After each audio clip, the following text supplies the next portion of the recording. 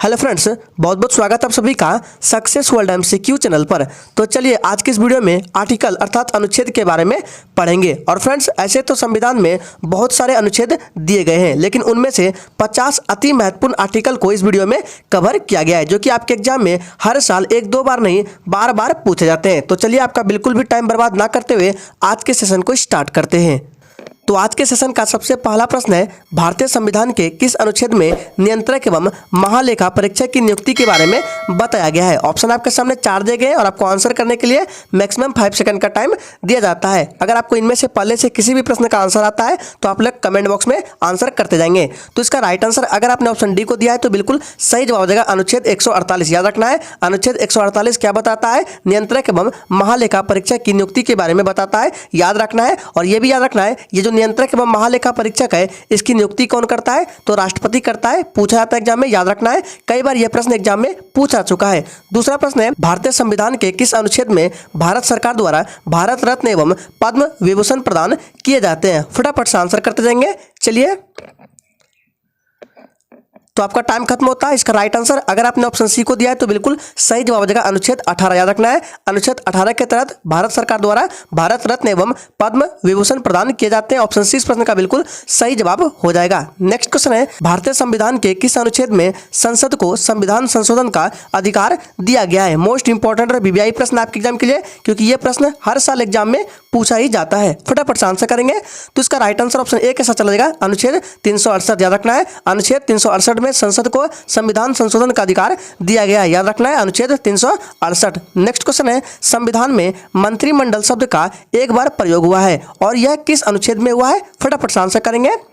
चलिए, सोच समझ कर आंसर करना है। संविधान में मंत्रिमंडल शब्द का प्रयोग एक बार हुआ है और यह किस अनुच्छेद में हुआ है? तो इसका राइट आंसर हो जाएगा अनुच्छेद 352 में। ऑप्शन सी इस प्रश्न का बिल्कुल सही जवाब हो जाएगा। याद रखना है, अनुच्छेद 352 राष्ट्रीय अपराध को भी बताता है। याद रखना है। नेक्स्ट है, भारतीय संविधान के किस अनुच्छेद में यह प्रावधान दिया गया है कि संघ की राजभाषा हिंदी तथा देवनागरी होगी? फटाफट से आंसर करते जाएंगे।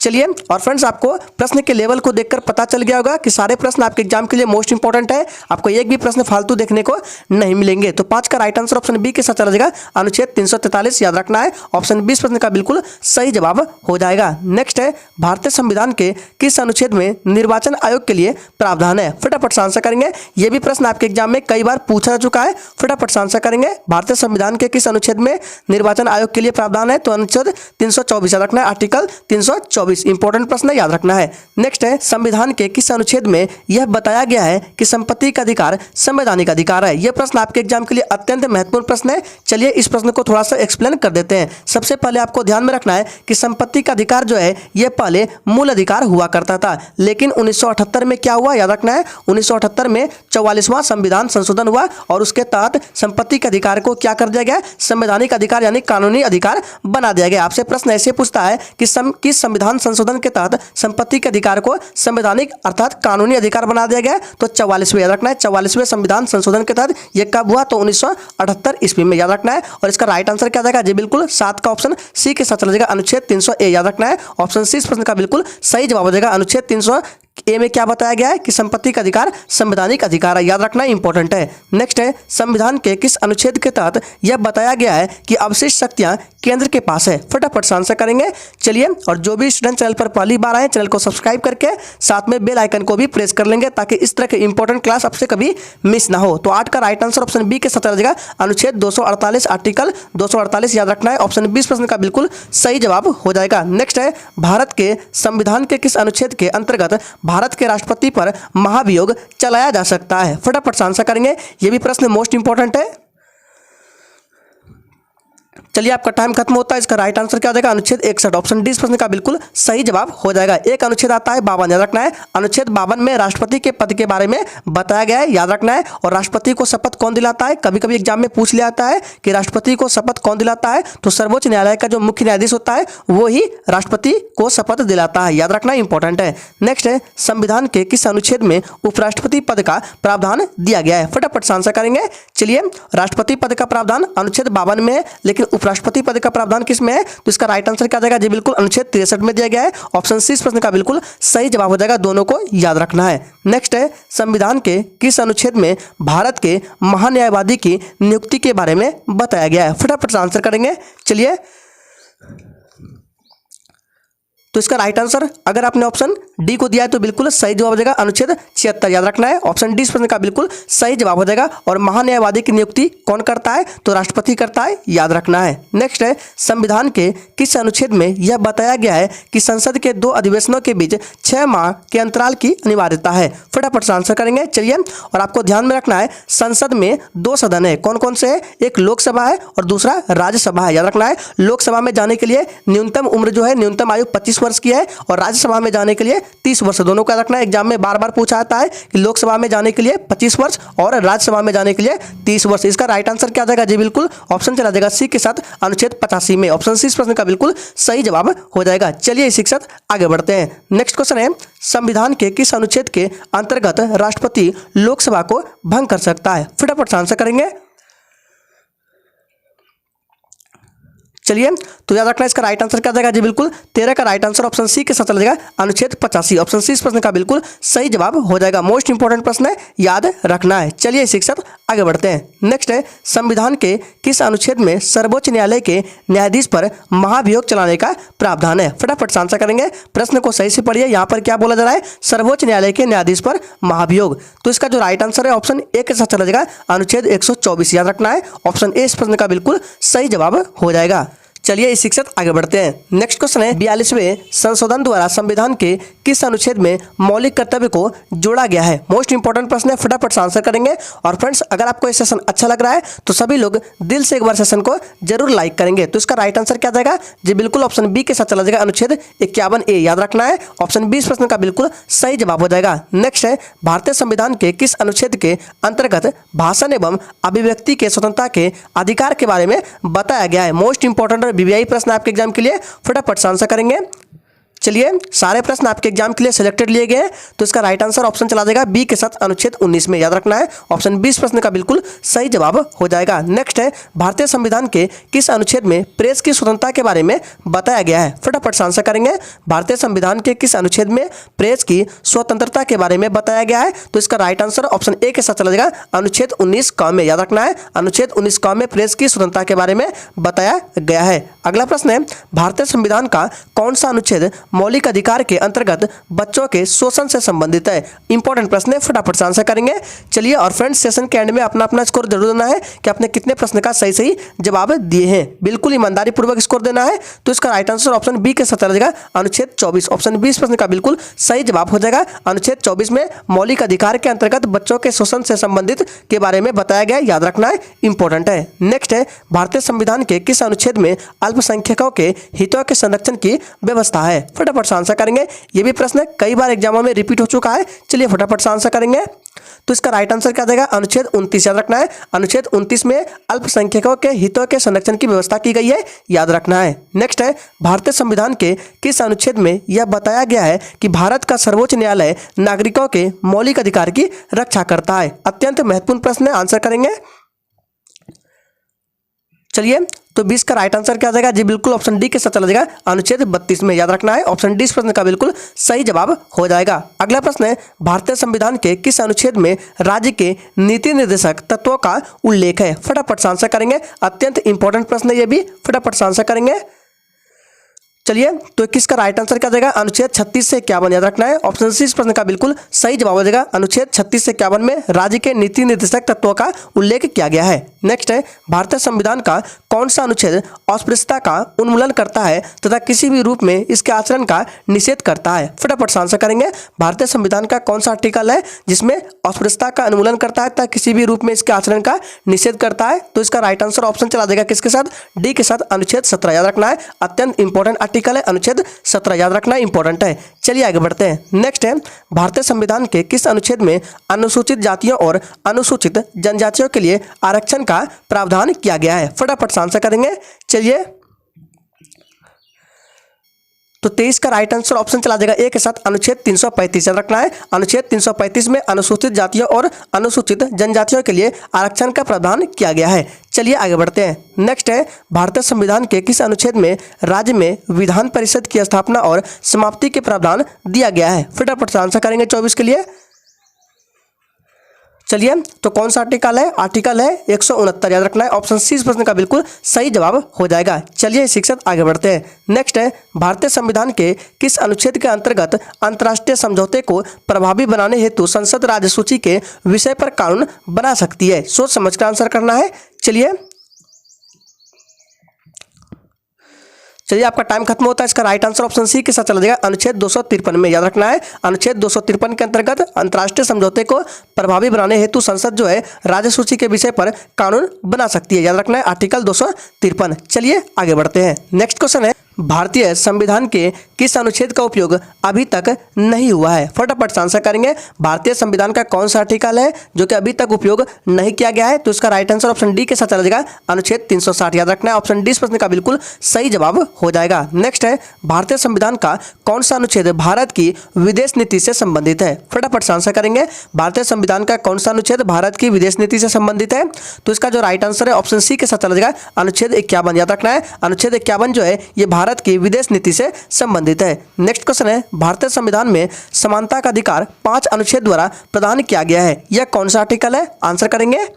चलिए भारतीय संविधान में समानता का अधिकार 5 अनुच्छेद द्वारा प्रदान किया गया है। यह कौन सा अनुच्छेद है। तो इसका राइट आंसर ऑप्शन चला जाएगा डी के साथ अनुच्छेद 14 से 18। याद रखना है ऑप्शन डी इस प्रश्न का बिल्कुल सही जवाब हो जाएगा। चलिए शिक्षक आगे बढ़ते हैं। नेक्स्ट क्वेश्चन है भारतीय संविधान के अनुच्छेद 371 जी में दिए गए विशिष्ट उपबंध किस राज्य से संबंधित है। फटाफट से आंसर करेंगे। भारतीय संविधान के आर्टिकल 371 जी में दिए गए विशिष्ट संबंध किस राज्य से संबंधित है। तो ये जो है मिजोरम राज्य से संबंधित है। ऑप्शन ए इस प्रश्न का बिल्कुल सही जवाब हो जाएगा। याद रखना है। और आर्टिकल 370 कभी कभी पूछ लिया था एग्जाम में कि आर्टिकल 370 किस राज्य से संबंधित था। तो याद रखना है ये जम्मू कश्मीर राज्य से संबंधित है। आर्टिकल 370 याद रखना इंपॉर्टेंट है। नेक्स्ट है भारत में बाहरी आक्रमण अथवा सशस्त्र विद्रोह के कारण भारत के राष्ट्रपति द्वारा राष्ट्रीय आपातकाल की घोषणा संविधान के किस अनुच्छेद में दिया गया है। चलिए सोच समझ कर आंसर करना है। तो इसका राइट आंसर क्या हो जाएगा जी बिल्कुल 30 का राइट आंसर ऑप्शन डी के साथ चला जाएगा। ये अनुच्छेद 352 में दिया गया है। ऑप्शन डी इस प्रश्न का बिल्कुल सही जवाब हो जाएगा। चलिए शिक्षक आगे बढ़ते हैं। नेक्स्ट है भारतीय संविधान के किस अनुच्छेद के आधार पर वित्तीय आपात की घोषणा राष्ट्रपति करता है। ध्यान दीजिएगा वित्तीय आपात की घोषणा राष्ट्रपति करता है किस आर्टिकल के आधार पर। तो 31 का राइट आंसर क्या आ जाएगा जी बिल्कुल अनुच्छेद 360 के आधार पर ऑप्शन डी इस प्रश्न का बिल्कुल सही जवाब हो जाएगा। चलिए शिक्षक आगे बढ़ते हैं। नेक्स्ट है राज्य विधानसभाओं में एंग्लो इंडियन समुदाय के लिए प्रावधान संविधान के किस अनुच्छेद में दिया गया है। फटाफट से आंसर करेंगे। ध्यान दीजिएगा यहाँ पर पूछा जा रहा है राज्य विधानसभाओं में, ना कि लोकसभा में। तो राज्य विधानसभाओं में एंग्लो इंडियन समुदाय के लिए प्रावधान संविधान के किस आर्टिकल में है। तो ये आर्टिकल 333 में। याद रखना है ऑप्शन ए इस प्रश्न का बिल्कुल सही जवाब हो जाएगा। चलिए शिक्षक आगे बढ़ते हैं। 33 नंबर प्रश्न है लोकसभा में एंग्लो इंडियन समुदाय के लिए प्रावधान संविधान के किस आर्टिकल में दिया गया है। 32 नंबर प्रश्न में था राज्य विधानसभा में, तो कौन सा था आर्टिकल 333। लेकिन बात करें लोकसभा में एंग्लो इंडियन समुदाय के लिए प्रावधान संविधान के किस अनुच्छेद में है। तो याद रखना ये 331 में है। याद रखना है दोनों को 331 में है। चलिए आगे बढ़ते हैं। नेक्स्ट है संविधान के किस अनुच्छेद में संघ और राज्यों के लिए लोक सेवा आयोग का प्रावधान दिया गया है। फटाफट से आंसर करेंगे। संविधान के किस आर्टिकल में संघ और राज्यों के लिए लोक सेवा आयोग का प्रावधान दिया गया है। तो इसका राइट आंसर क्या आ जाएगा जी बिल्कुल अनुच्छेद 315 में। ऑप्शन डी इस प्रश्न का बिल्कुल सही जवाब हो जाएगा। चलिए शिक्षक आगे बढ़ते हैं। नेक्स्ट है संविधान के किस अनुच्छेद में नई अखिल भारतीय सेवा की स्थापना का प्रावधान है। चलिए आंसर करेंगे। और फ्रेंड्स जो भी चैनल पर पहली बार आए चैनल को सब्सक्राइब कर लेंगे ताकि इस तरह के इंपॉर्टेंट क्लास आपसे कभी मिस ना हो। तो 35 का राइट आंसर क्या आ जाएगा अनुच्छेद 312 में। याद रखना है अनुच्छेद 312 में नई अखिल भारतीय सेवा की स्थापना का प्रावधान दिया गया है। याद रखना है अनुच्छेद 312। चलिए शिक्षक आगे बढ़ते हैं। नेक्स्ट है संविधान के किस अनुच्छेद के अंतर्गत केंद्र सरकार राज्य सरकारों को निर्देश दे सकती है। अत्यंत इंपॉर्टेंट प्रश्न। ये भी प्रश्न कई बार एग्जामों में पूछा जा चुका है। आंसर करेंगे संविधान के किस आर्टिकल के अंतर्गत केंद्र सरकार जो है राज्य सरकारों को निर्देश दे सकती है। तो याद रखना ये अनुच्छेद 256 के अंतर्गत। ऑप्शन सी इस प्रश्न का बिल्कुल सही जवाब हो जाएगा। अनुच्छेद 256 के अंतर्गत केंद्र सरकार जो है राज्य सरकारों को निर्देश दे सकती है। याद रखना है ऑप्शन सी इस प्रश्न का बिल्कुल सही जवाब हो जाएगा। नेक्स्ट है भारतीय संविधान के किस अनुच्छेद के अंतर्गत अंतर्गत वित्त आयोग का गठन का प्रावधान किया गया है? फटाफट से आंसर करेंगे। कौन सा आर्टिकल है जिसमें वित्त आयोग के बारे में बताया गया है? तो आर्टिकल है 280, याद रखना है। ऑप्शन डी इस प्रश्न का बिल्कुल सही जवाब हो जाएगा। नेक्स्ट है, संविधान के किस अनुच्छेद के अंतर्गत मंत्रीगण सामूहिक रूप से लोकसभा के प्रति उत्तरदायी है? फटाफट से आंसर करेंगे। किस आर्टिकल के अंतर्गत होगा ये? चलिए, तो 38 का राइट आंसर ऑप्शन डी के साथ चला जाएगा, अनुच्छेद 75 के अंतर्गत, याद रखना है। ऑप्शन डी इस प्रश्न का बिल्कुल सही जवाब हो जाएगा। नेक्स्ट है, लोकसभा एवं राज्यसभा के संयुक्त अधिवेशन के विषय में प्रावधान संविधान के किस अनुच्छेद में दिया गया है? फटाफट से आंसर करेंगे। और फ्रेंड्स, आपको एग्जाम देने से पहले ये 50 आर्टिकल अच्छे से कवर कर लेना है। कोई भी एग्जाम देने से पहले आप इस वीडियो को एक बार जरूर देख लेना है। तो इसका राइट आंसर क्या आ जाएगा? जी बिल्कुल ऑप्शन डी के साथ चला जाएगा, अनुच्छेद 108 के अंतर्गत, याद रखना है। अनुच्छेद 108 में लोकसभा एवं राज्यसभा के संयुक्त अधिवेशन के विषय में प्रावधान दिया गया है, याद रखना है। नेक्स्ट क्वेश्चन है, संविधान के किस अनुच्छेद में धन विधेयक की परिभाषा दी गई है? फटाफट से आंसर करेंगे। चलिए, संविधान के किस अनुच्छेद में धन विधेयक की परिभाषा दी गई है? अत्यंत इंपॉर्टेंट प्रश्न है, इस पर स्टार लगा रहे हैं। कई बार एग्जाम में यह प्रश्न पूछा जा चुका है। तो इसका राइट आंसर ऑप्शन सी के साथ चलेगा, अनुच्छेद 110 में, याद रखना है। अनुच्छेद 110 में धन विधेयक की परिभाषा दी गई है। नेक्स्ट है, भारतीय संविधान का कौन सा अनुच्छेद भारत के राष्ट्रपति को अध्यादेश जारी करने की शक्ति प्रदान करता है? आपको आंसर करना है, भारतीय संविधान का कौन सा आर्टिकल है जिसमें भारत के राष्ट्रपति को अध्यादेश जारी करने की शक्ति प्रदान करता है? तो आर्टिकल कौन सा है वो? याद रखना है, आर्टिकल 123 है। ऑप्शन ए इस प्रश्न का बिल्कुल सही जवाब हो जाएगा। नेक्स्ट है, वर्तमान में भारतीय संविधान में कितने अनुच्छेद और अनुसूचियां हैं? चलिए आंसर करेंगे। और अगर आपने अभी तक सेशन को लाइक नहीं किया है तो सभी लोग दिल से एक बार सेशन को लाइक करेंगे। तो इसका राइट आंसर क्या जाएगा? तो वर्तमान में भारतीय संविधान में 395 अनुच्छेद और 12 अनुसूचियां हैं। ऑप्शन ए इस प्रश्न का बिल्कुल सही जवाब हो जाएगा। नेक्स्ट है, भारतीय संविधान का कौन सा अनुच्छेद राज्य सरकार को ग्राम पंचायत के गठन का निर्देशन देता है, यानी कि निर्देश देता है? चलिए आंसर करेंगे। भारतीय संविधान का कौन सा आर्टिकल है जिसमें राज्य सरकारों को ग्राम पंचायत के गठन का निर्देश देता है? तो आर्टिकल क्या है? 40। ऑप्शन डी इस प्रश्न का बिल्कुल सही जवाब हो जाएगा, अनुच्छेद 40। चलिए आगे बढ़ते हैं। नेक्स्ट है, भारतीय संविधान के किस अनुच्छेद में यह कहा गया है कि इंडिया अर्थात भारतीय राज्यों का एक संघ होगा? फटाफट से आंसर करेंगे। यह भी प्रश्न कई बार एग्जामों में पूछा चुका है। चलिए, तो इसका राइट आंसर क्या हो जाएगा? आर्टिकल 1, याद रखना है, अनुच्छेद 1। ऑप्शन ए इस प्रश्न का बिल्कुल सही जवाब हो जाएगा। अनुच्छेद 1 में यह कहा गया है कि इंडिया अर्थात भारतीय राज्यों का एक संघ होगा, याद रखना है, अनुच्छेद 1। नेक्स्ट है, संविधान के किस अनुच्छेद में नए राज्यों का प्रवेश या स्थापना के बारे में बताया गया है? फटाफट से आंसर करेंगे। किस आर्टिकल में नए राज्यों का प्रवेश या स्थापना के बारे में बताया गया है? तो वो अनुच्छेद 2 है, याद रखना है। अनुच्छेद 2 में नए राज्यों का प्रवेश या स्थापना के बारे में बताया गया है। नेक्स्ट है, संविधान के किस अनुच्छेद में संविधान के प्रारंभ के समय नागरिकता के बारे में बताया गया है? चलिए फटाफट से आंसर करते जाएंगे। तो 46 का राइट आंसर ऑप्शन सी के साथ चला जाएगा, अनुच्छेद 5 में, याद रखना है। ऑप्शन सी इस प्रश्न का बिल्कुल सही जवाब हो जाएगा। नेक्स्ट है, संविधान के किस अनुच्छेद में विधि के समक्ष समानता का अधिकार के बारे में बताया गया है? अत्यंत इंपॉर्टेंट प्रश्न ये भी। चलिए आंसर करेंगे, संविधान के किस आर्टिकल में विधि के समक्ष समानता का अधिकार के बारे में बताया गया है? तो इसका राइट आंसर हो जाएगा अनुच्छेद 14, याद रखना है। ऑप्शन डी इस प्रश्न का बिल्कुल सही जवाब हो जाएगा। नेक्स्ट है, संविधान के किस अनुच्छेद में लोक नियोजन के विषय में अवसर की समता के बारे में बताया गया है? चलिए आंसर करते जाएंगे। तो इसका राइट आंसर अगर आपने ऑप्शन ए को दिया है तो बिल्कुल सही जवाब हो जाएगा, अनुच्छेद 16 में लोक नियोजन के विषय में अवसर की समता के बारे में बताया गया है, याद रखना है। नेक्स्ट है, संविधान के किस अनुच्छेद में उपाधियों के अंत के बारे में बताया गया है? सोच समझ कर आंसर करना है। चलिए, और फ्रेंड्स फिर से बोल रहे हैं, सेशन के एंड में अपना अपना स्कोर बिल्कुल ईमानदारी पूर्वक देना है कि आपने कितने प्रश्न का सही सही जवाब दिए हैं। तो इसका राइट आंसर हो जाएगा आर्टिकल 18, याद रखना है। ऑप्शन ए इस प्रश्न का बिल्कुल सही जवाब हो जाएगा। तो आज के सेशन में ये आर्टिकल से संबंधित 49 अति महत्वपूर्ण प्रश्नों को लिया गया था जो कि आपके एग्जाम में अक्सर पूछे जाते हैं। तो आज के लिए इतना ही, तब तक के लिए जय हिंद।